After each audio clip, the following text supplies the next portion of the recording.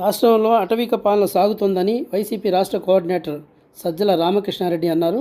జిల్లా జైల్లో ఉన్న మాజీ ఎంపీ నందిగాం సురేష్ను, తురక కిషోర్లను ఆయన పరామర్శించారు.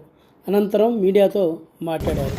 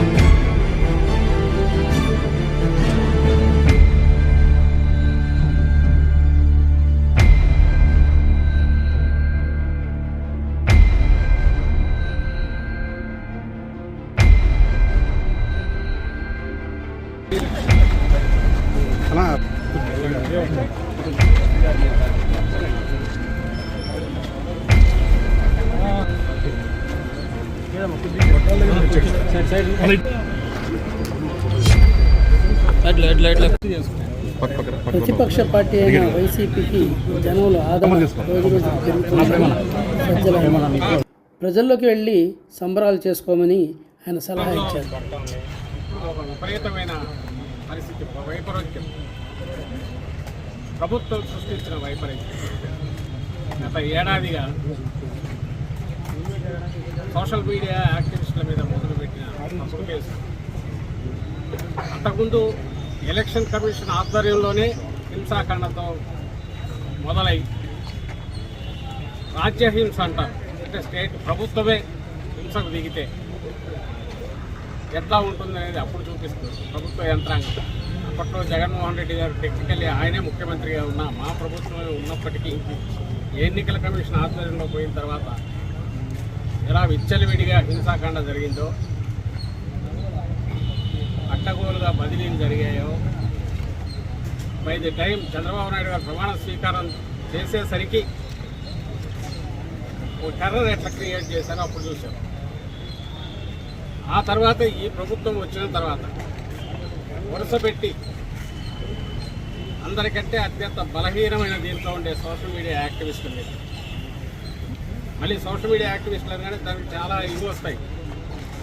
అక్కడ ఎవడన్నా అసభ్యంగా ఇది చేసిన వాళ్ళని సహించమని ఎవరు చెప్పారు, దానికి చట్టాలు ఉన్నాయి.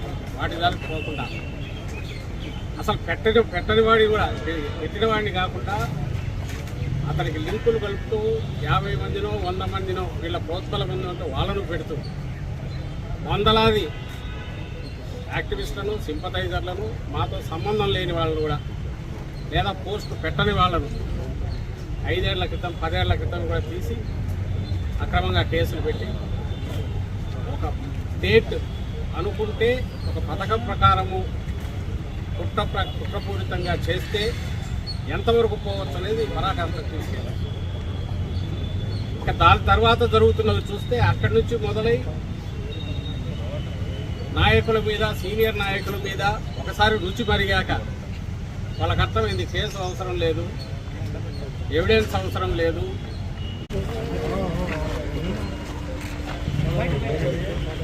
అడగండి వాళ్ళ నాటి అడగండి. మీరు దీపావళి, సంక్రాంతి చీకట్లో వినామనుకుంటున్నామా, జనం ఏమనుకుంటున్నారు, 30 ఏళ్ళ వెనక్కి చీకట్లో వినామా అనుకుంటున్నారు. అదే ఇంటికి తెలుస్తుంది. అక్కడ అది ఉండబట్టే మేము ఈ మాట అనగలిగామంటే ప్రభుత్వం అధికారం లేదు. పార్టీ వచ్చే సంవత్సరం తర్వాత అపోజిషన్ పార్టీ ఇలాంటి ఏం పెట్టి పోగలుగుతుంది అంటే దానికి జనంలో ఆదరణ వస్తుందంటే అంతగా అసహించుకుంటున్నారు ఉన్న రూలింగ్ డిస్పెన్సేషన్ అనేది క్లియర్గా కనపడుతుంది.